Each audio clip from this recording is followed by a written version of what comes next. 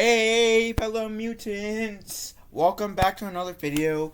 In this video, we're going to talk about Season 2 of Rise of the Teenage Mutant Ninja Turtles. And, just letting you guys know, even though that this might have been out for like a year, at the very least, Season 2, if you guys don't want spoilers, then I strongly recommend you guys not watching this video until you guys watch Season 2. Because even though I'm not going to go into like everything that happens in Season 2, there will be some spoilers. Especially towards like some key moments of Season 2, I feel like. So with that said, if you're still here, and if you guys have not watched the show, then getting spoiled is on you guys. That said, much like the first season, I feel like 90% of this season was filler. Pointless episodes.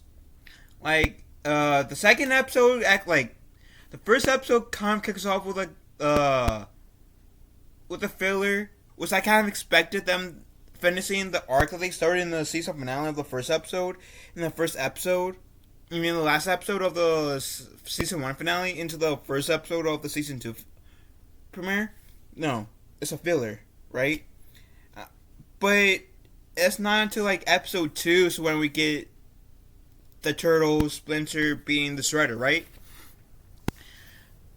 I thought that was pretty cool. I thought it was a pretty neat episode arc, right? And most of this has been, like I said, filler. I feel like that at the end holds no weight to towards the end of the series. I want to say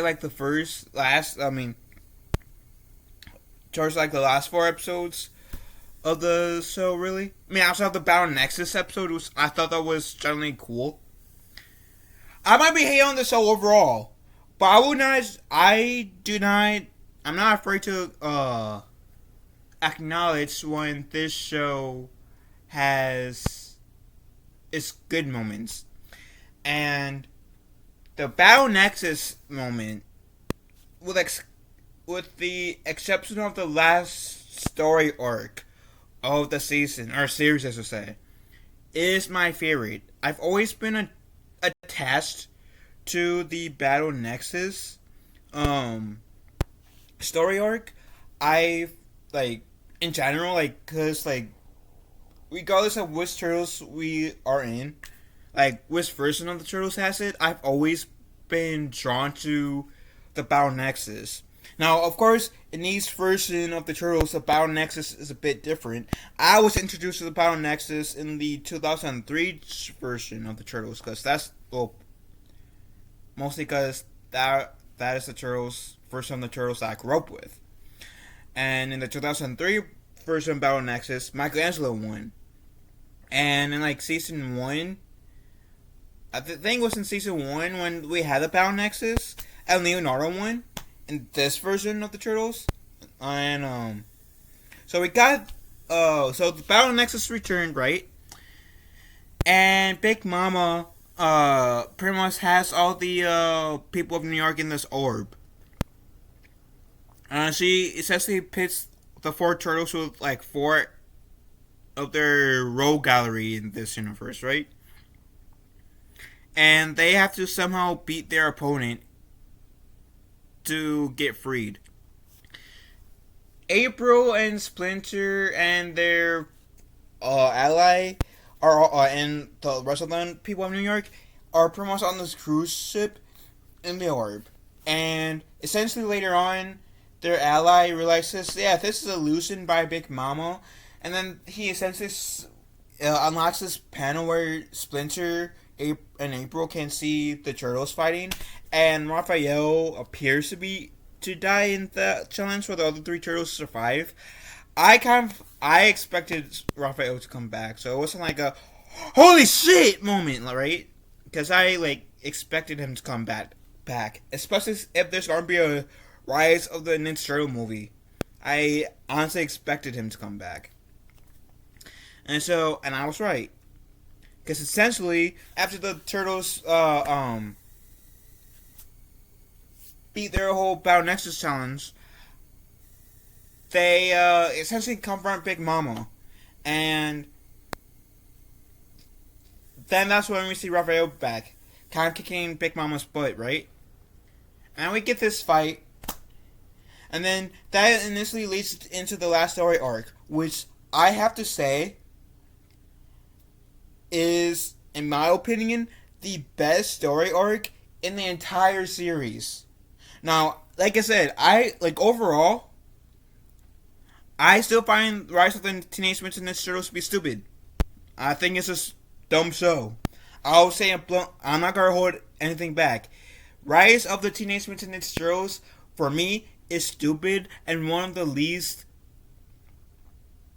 like, it's one of the worst versions, or I should say worst versions, was one of my least favorite versions of the Ninja Turtles. But, like I said not too long ago, this last story arc so happens to be my favorite. You know why? Because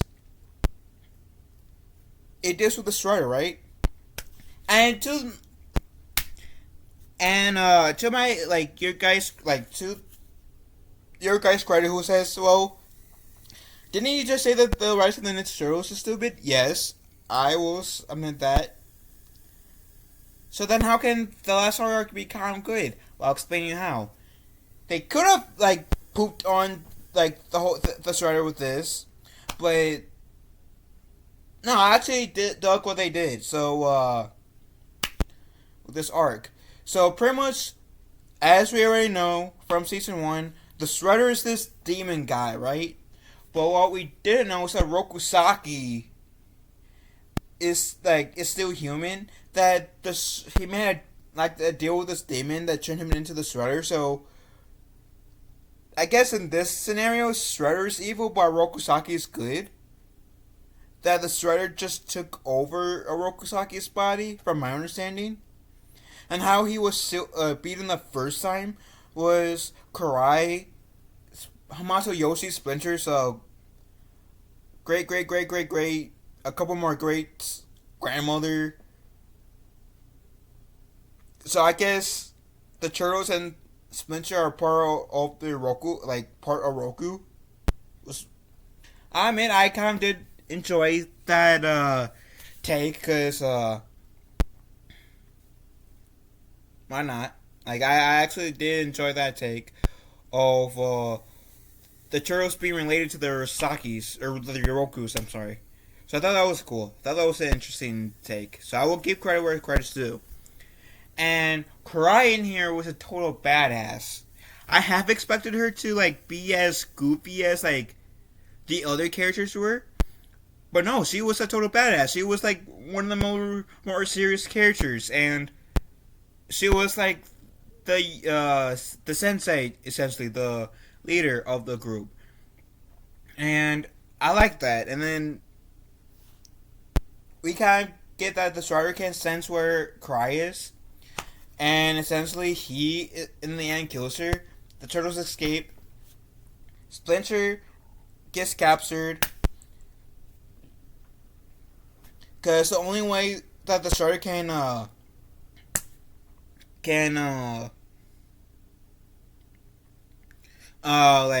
reign supreme over New York and potentially the world is if he defeats the last Hamato bloodline, I guess, which Splinter is the last Hamato bloodline at this point, because, like I said, Christ dead.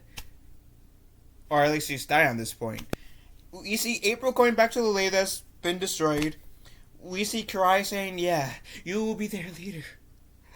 I will transfer my essence into you. And she does. And now April, when we see April and the Turtles go back together, April essentially is their sensei. And I forgot to mention that at some point in this arc, it was before April got the essence of Karai in her.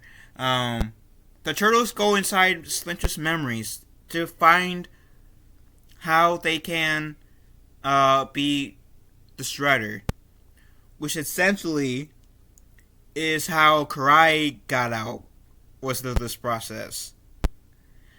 And which again, like I have to say, Karai has to be one of the best parts, not only to this story arc, but to the entire series. And so essentially, speeding things up, Raphael doubts himself because, as you guys may know, Raphael is the oldest turtle in this version, and not only the oldest turtle, but he's also the leader, right? And so he's the leader. So he's feeling the weight of pretty much the world on him. He feels like he's letting everyone down. He wants to do right by everyone by being the leader. And then he gets visited by Karai saying, "Yeah, you got what it takes. I got faith in you. You need to trust in yourself like your brothers trust in you. Pretty much have faith in your team like your brothers has faith in you." So Raphael does the stress fall, going backwards, right? And then the turtles, like the other turtles, jump down and they rescue Raph, right?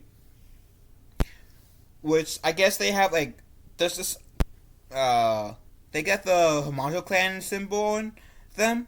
So I guess solidifies that the Hamato clan is one with them. And so essentially they take the fight to Shredder. Essentially they free Splinter. And then we see all of our heroes at this point do this ultimate dive kick towards Shredder. But in this process, we see Splinter downing himself as they're going down. But then the ghost of his mother comes and says, "Amato, Mom, you're with me. I've always been with you, my child." And that feels really weird acting it out, but yeah, that's pretty much what happens. Defeats the Shredder. Kumbaya, kumbaya, kumbaya. Oh yeah. Teenage Mutant Ninja Turtles here in a half cell. Cowabunga. Pretty much have a mini celebration in a sense. Returning all the people of New York out of the orb that Big Mama put them in with a Battle Nexus episode.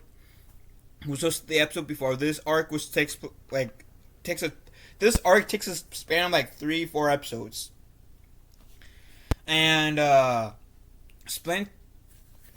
woman in the process of this fighting, the woman who worked with the Foot, who always yells like this and then talks like this and then yells like this, she essentially turns against the Shredder as well in the fight. And it also turns out that her name is Cassandra Jones.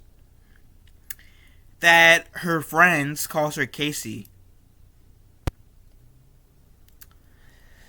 So I guess we got the Casey of this universe, who was working for the Foot.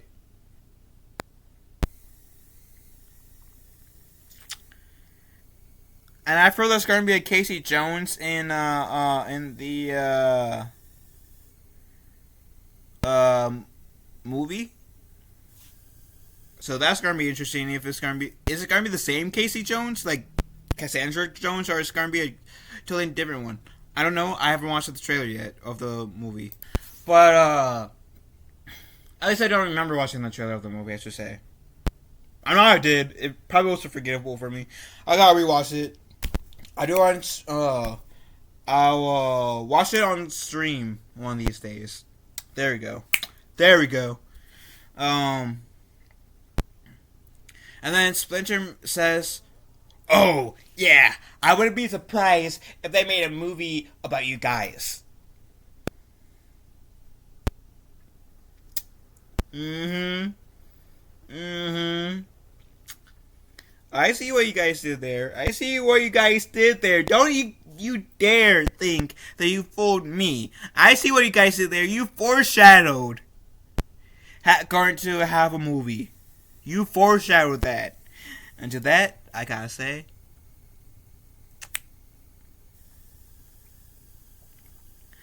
that was pretty good. That was pretty good foreshadowing.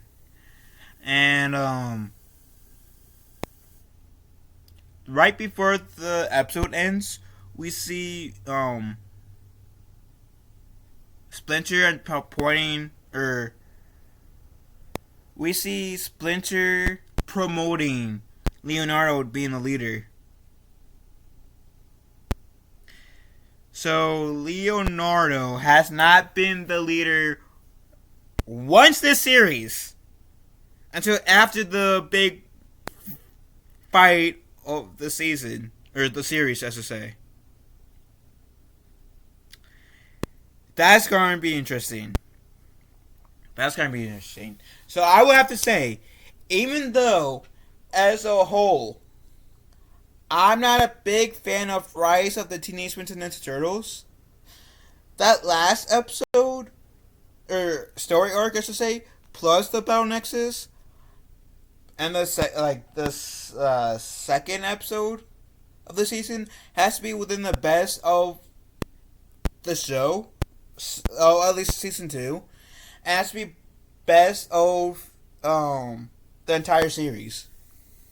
Because especially the last story arc with the Shredder, this is exactly what I wanted from the Turtles. I didn't mind that they didn't fight the Shredder per se, even though it was great. But I wanted them to like take things more seriously, like not be like jokey 24/7 pretty much, like, or I should say most of the time.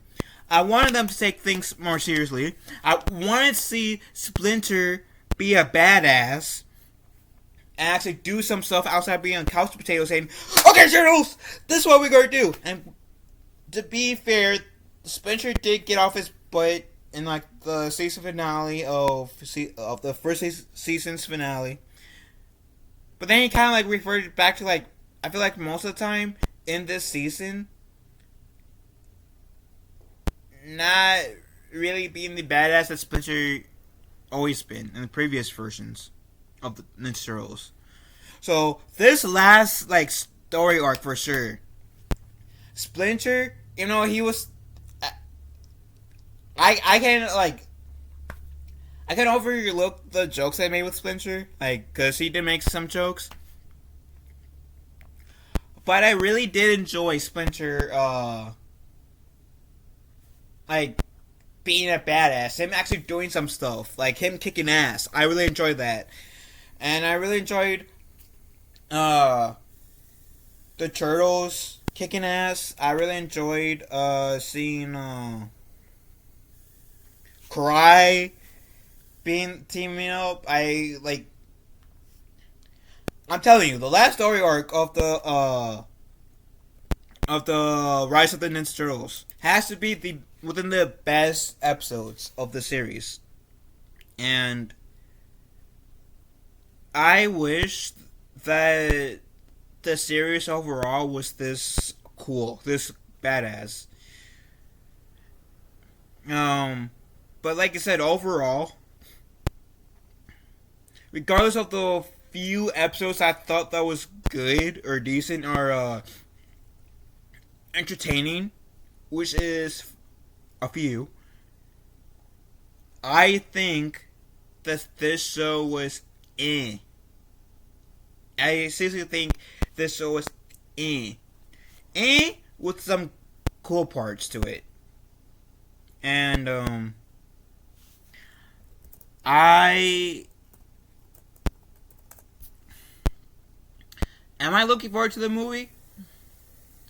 After watching this show in its entirety, a little bit, a little bit. There's a side of me that is looking forward to it a little bit. Not too much, but just a little bit. I'm interested. I'm mainly interested where the movie will go. I know nothing of the plot, nothing that will happen. Good, which will be a good thing to like react to the trailer at some point. But yeah, the season finale just made me interested in where the movie will go. So, but like I said, overall, I feel like most of the show was pointless fillers. But there were a few moments where I did generally think was cool. So I give. I probably will talk more about how I feel about the show in the future, but I give season 2. I don't think I gave season 1 as rating. Season 1 I give like a 4.5 out of 10. And I give season 2 about a 5.8 out of 10. So that's just me. That's how I feel about Rise of the Ninja Turtles season 2, which was the last season. So what do you guys think about season 2 of Rise of the Ninja Turtles? And not only that, but the entire series of Rise of the Teenage Mutant Ninja Turtles. Let me know in the comment section down below. Love you guys. Have a wonderful day. Be kind to one another. And love you all. Have a wonderful day, fellow mutants.